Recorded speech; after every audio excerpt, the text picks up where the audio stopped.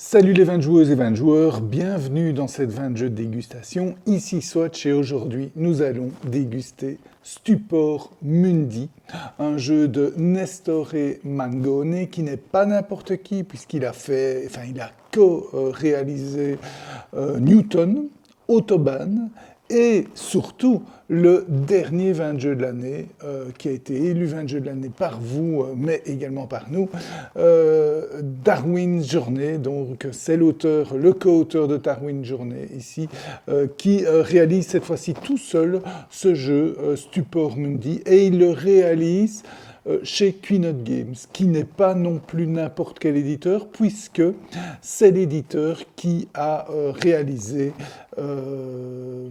Carnegie. Donc Carnegie, qui est notre avant-dernier 20 jeux de l'année. Donc l'auteur de notre dernier 20 jeux de l'année, l'éditeur de notre avant-dernier 20 jeux de l'année, est-ce une équipe gagnante? Je vous laisse évidemment juger après le visionnage de cette vidéo. Mais pour nous, le jeu nous a clairement bien séduit. C'est un jeu qui nous a été envoyé sous forme de proto, évidemment, avec toutes les réserves habituelles sur le matériel et les règles, par Queen Games. Donc on a eu la chance d'y jouer au jeu, mais vous aussi, vous avez de la chance. Vous pouvez d'ores et déjà jouer au jeu puisqu'il est disponible sur BGA sous forme encore bêta, mais ça, il fonctionne bien. Donc j'ai joué déjà quelques parties sur BGA et ça fonctionne bien. Donc je vous encourage à y jouer aussi. C'est aussi pour moi un gage de qualité du jeu. Il faut savoir que ça fait 7 mois déjà qu'il est disponible sur BGA, donc ça fait déjà un petit temps que vous pouvez y jouer, mais aussi ça permet à l'éditeur et à l'auteur d'y jouer assez facilement et rapidement, et donc d'engranger un nombre de parties impressionnantes, ce qui a permis à l'équipe d'améliorer le jeu. Et donc encore maintenant, la version qui est sur BGA n'est pas la version définitive du jeu, parce qu'ils ne sont pas encore 100% satisfaits du début de la partie, qui est un petit peu trop lent à leur goût, et il faudrait booster, savoir un début un peu plus dynamique qui permettrait aussi de raccourcir la durée du jeu. Donc vous voyez, ils sont encore dans des équilibrages, et évidemment cette version BGA les aide. Donc si vous y jouez, jouez-y, n'hésitez surtout pas. Vous allez évidemment sentir les sensations du jeu, mais sachez que le jeu n'est pas totalement définitif. Alors dans Stupor Mundi, c'est un jeu où nous sommes autour de l'empereur Frédéric II, qui a vécu au Moyen-Âge, empereur de Rome et empereur du Saint-Empire.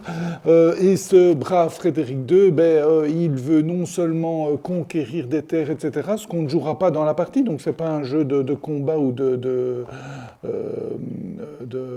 gain de territoire, mais il veut aussi construire son propre château. Et c'est là que nous intervenons. Nous sommes des vassaux pas des vaisseaux, c'est pas un jeu spatial, des vassaux de Frédéric, et nous allons nous-mêmes construire notre propre château, mais également aider et soutenir Frédéric à construire le sien.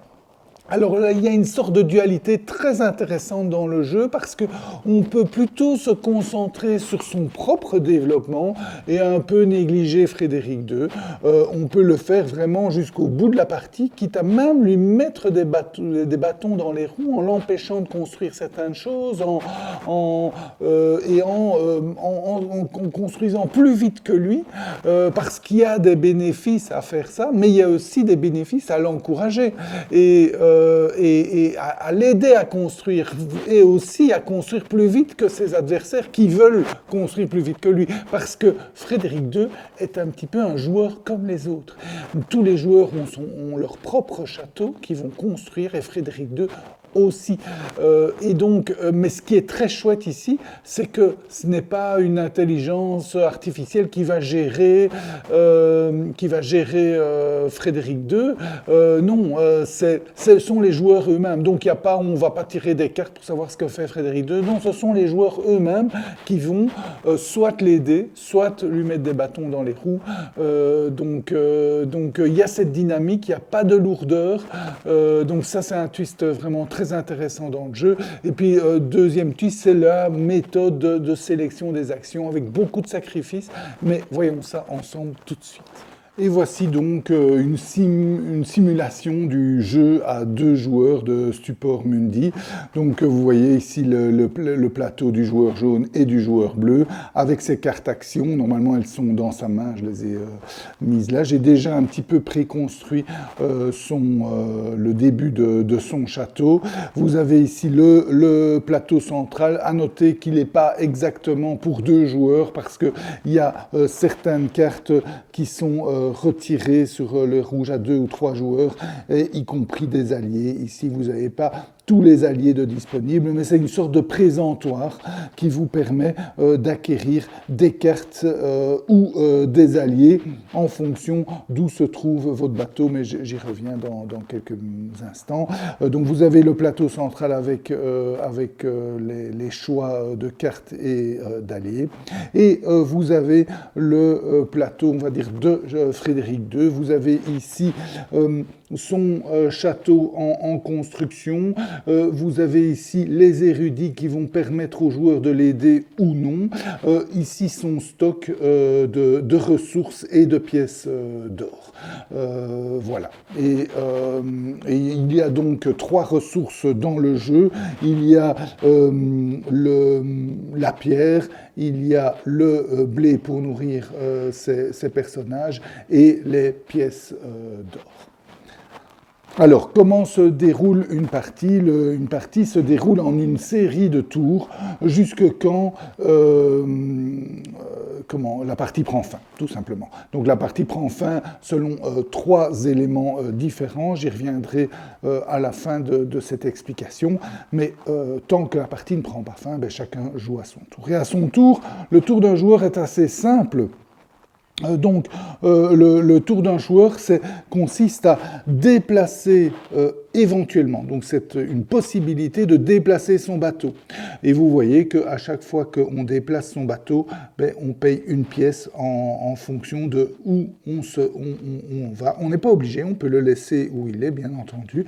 Et le déplacer donne simplement l'endroit, va donner les possibilités d'acquisition des cartes. Donc si mon bateau est ici, si je fais une action, je vais le mettre comme ça vous voyez le petit bateau, je vais avoir la possibilité d'acquérir ces 2 cartes-là, ces 2 alliés-là, et de faire ces actions d'échange pour les actions. Donc on commence son tour par déplacer son bateau, ensuite on va jouer une carte action. Alors, on a une main et un deck de cartes action, on en a 10 en début de partie, et on va pouvoir en acquérir de supplémentaires. Évidemment, on a ici des cartes de base. Tous les joueurs ont les mêmes cartes. En fait, tous les joueurs ont les mêmes 8 cartes, et chaque joueur a 2 cartes spécifiques à sa faction qui vont un petit peu l'aider différemment des autres. Donc ici, je vous ai mis les cartes principales de base.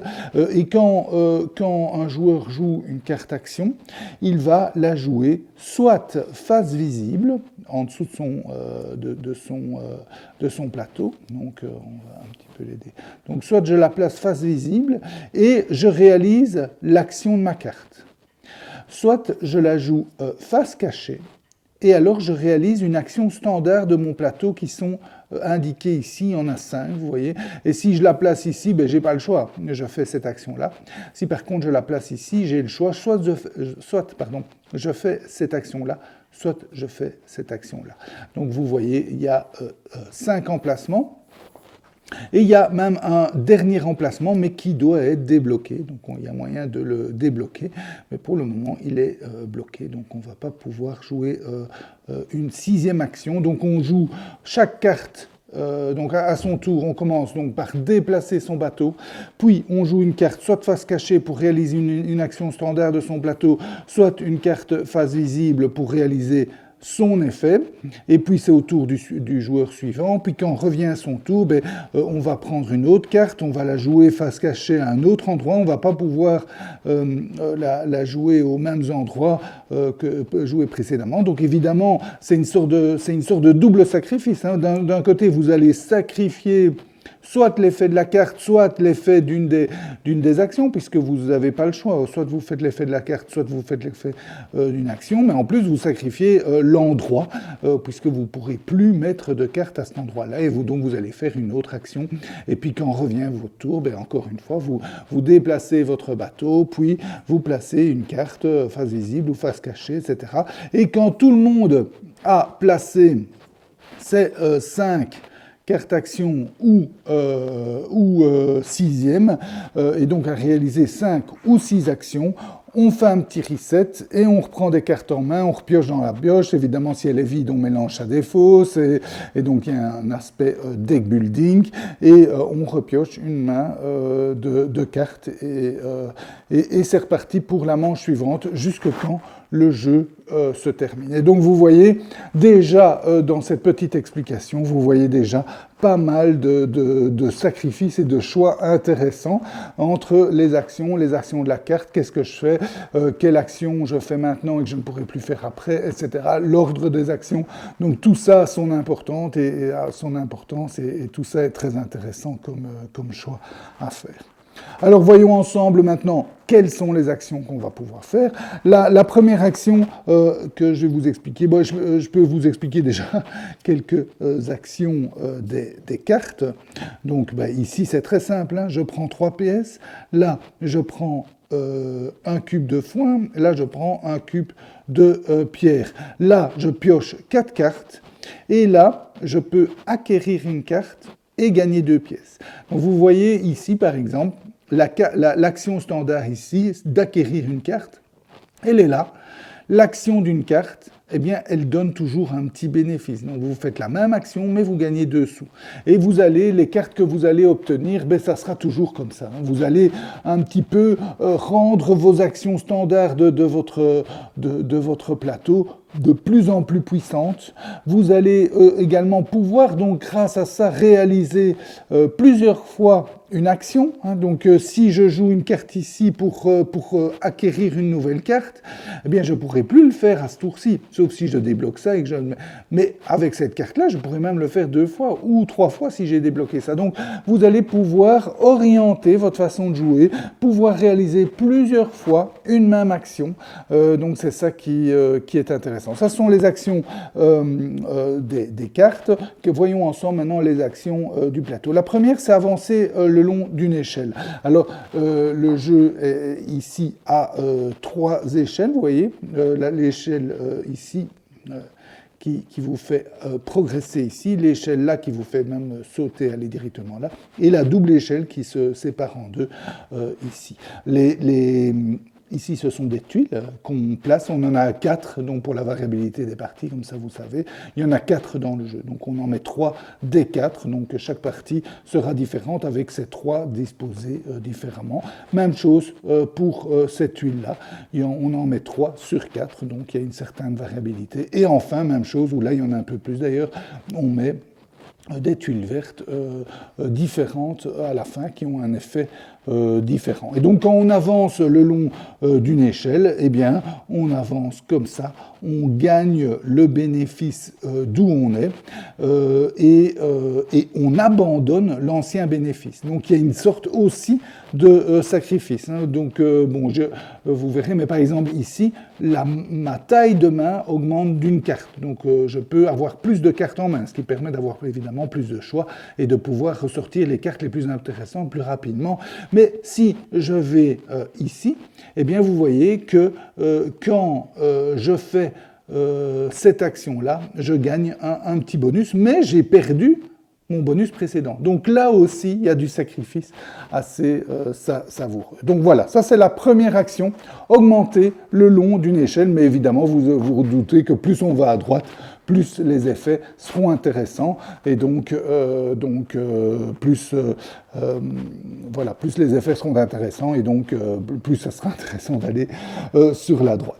Voilà, donc voilà pour la première action d'augmenter le long des échelles. La deuxième action, c'est une action d'échange de ressources, tout simplement. C'est évidemment, il y a une certaine gestion de ressources.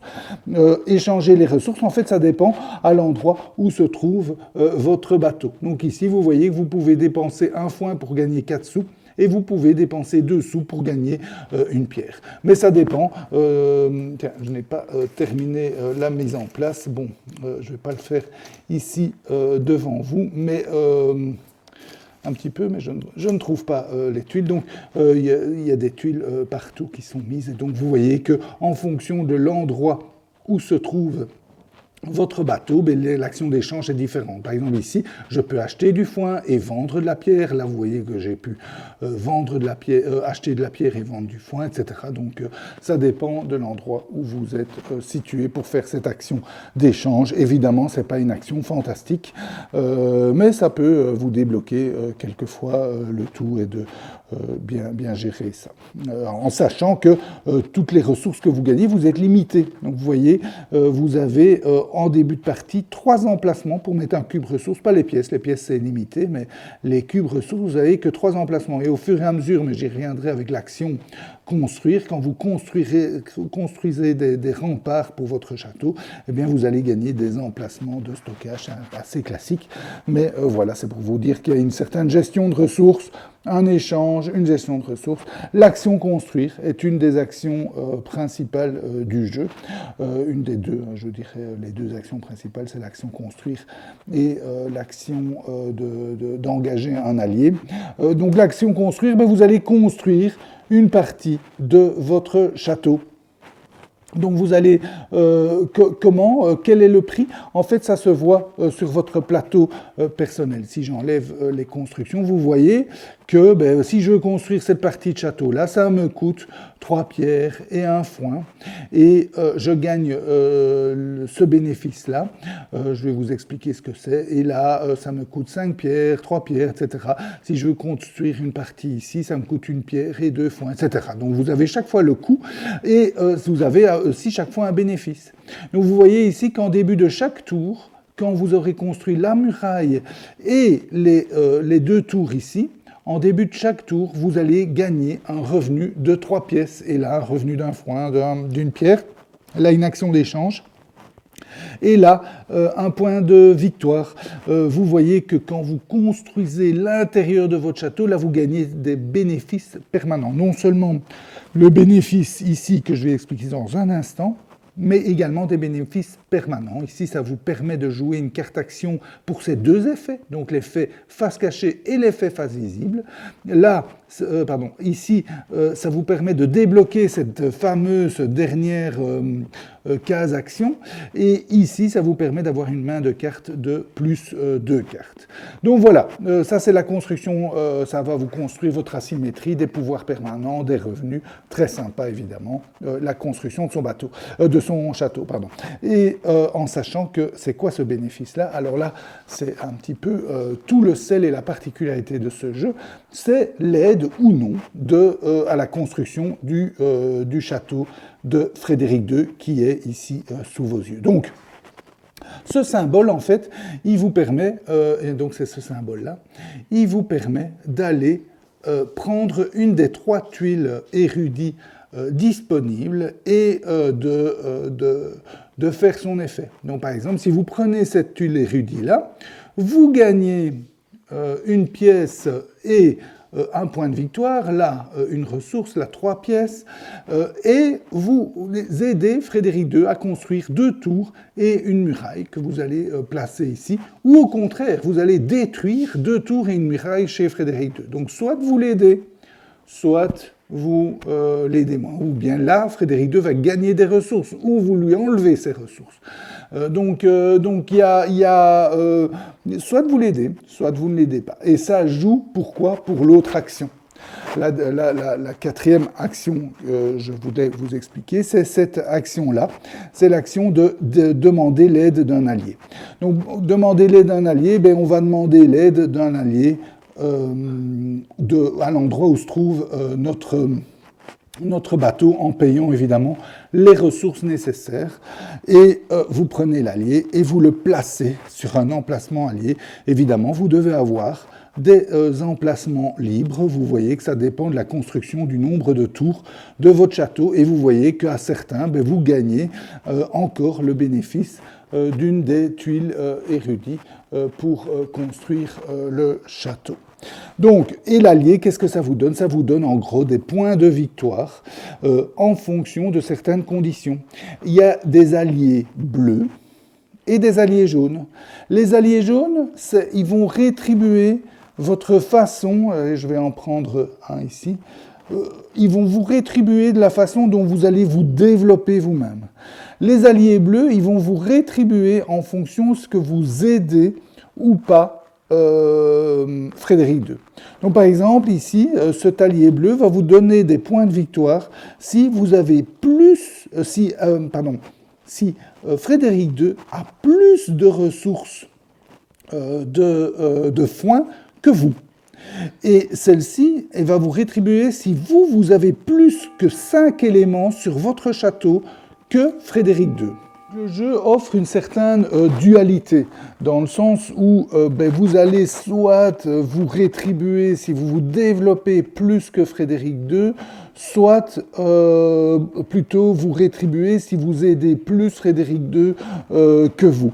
Et évidemment, vous pouvez même jouer les deux, hein, donc rien ne vous empêche d'avoir pour certains éléments de vous rétribuer vous et pour d'autres pour rétribuer Frédéric II. Donc libre à vous, mais il va y avoir une certaine forme de dualité où vous allez devoir choisir dans quel camp jouer. Évidemment, ça sera aussi en fonction, donc il y a une sorte d'interaction indirecte où ce sera en fonction des autres joueurs.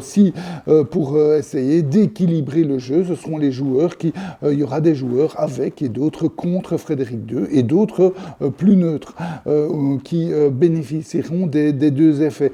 Évidemment, si tout le monde est avec Frédéric II, s'il y en a qu'un qui joue un peu plus pour lui et moins pour Frédéric II, il va voir un petit peu plus difficile, parce que les autres vont souvent aider Frédéric II à construire des choses.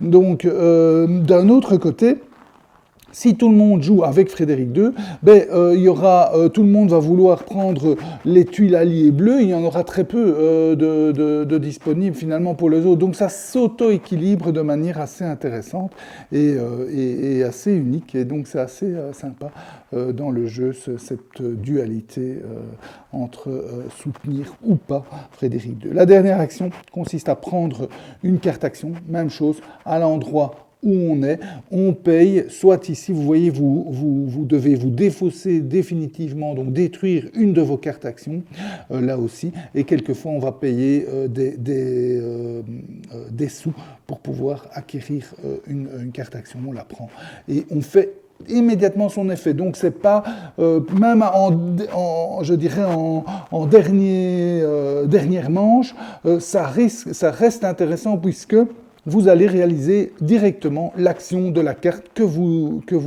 achetez. Et donc, ça vous offre aussi d'autres possibilités. Vous n'avez finalement pas uniquement les actions du plateau et de vos cartes, vous avez également à disposition les actions des cartes que vous pouvez acheter, donc évidemment avec l'attention qu'il y a, puisque si vous prenez une carte, les autres n'auront pas, donc il y a une certaine course entre les joueurs, même chose sur les échelles bien entendu, donc il y a une interaction indirect. Comme je vous disais en début de vidéo, quand est-ce qu'a lieu la fin du jeu?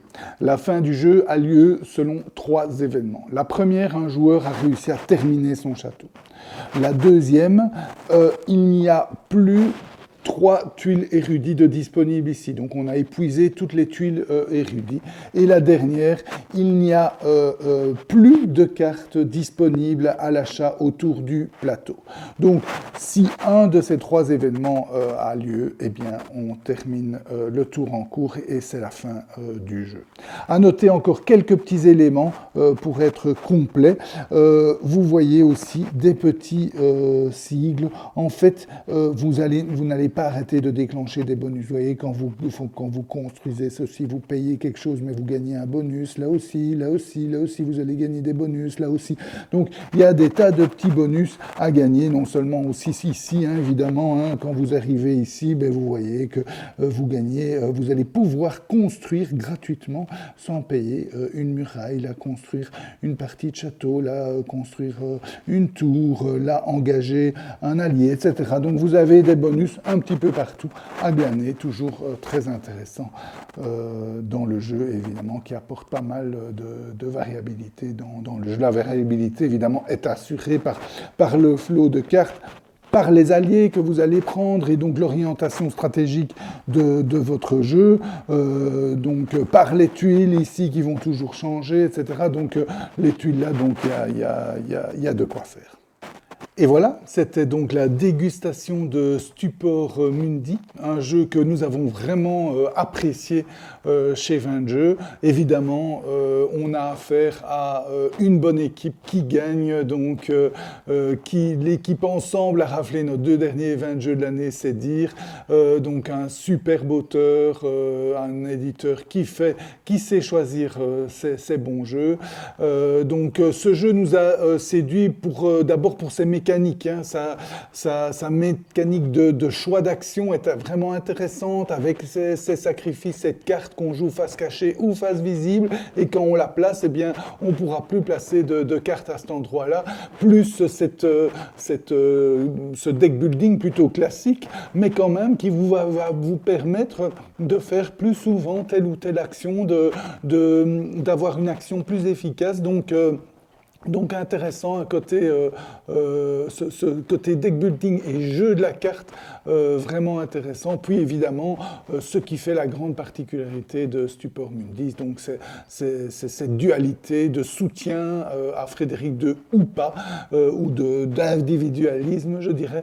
Et donc c'est cette dualité qui peut frustrer, hein, si vous êtes le seul à être allié avec Frédéric II et tout le monde joue seul dans son coin, ben vous aurez quand même du mal. Donc ça peut frustrer, même si dans l'ensemble, il y a un équilibre qui se fait automatiquement. Si tout le monde est dans un camp, ben les joueurs vont avoir du mal à trouver les bons alliés. Donc voilà, donc il y a un chouette équilibre, en sachant aussi que vous n'êtes pas obligé d'être dans un camp. Vous pouvez être partagé entre les deux camps. Donc en tout cas, ça donne une dynamique vraiment innovante et assez intéressante dans ce jeu, même si tout le monde ne sera pas 100% charmé, puisqu'il y a un peu de frustration qui a lieu. Et puis enfin, ça peut être propre à beaucoup de jeux, mais c'est quand même assez rare pour être souligné, c'est la qualité et la complexité des choix que vous allez faire.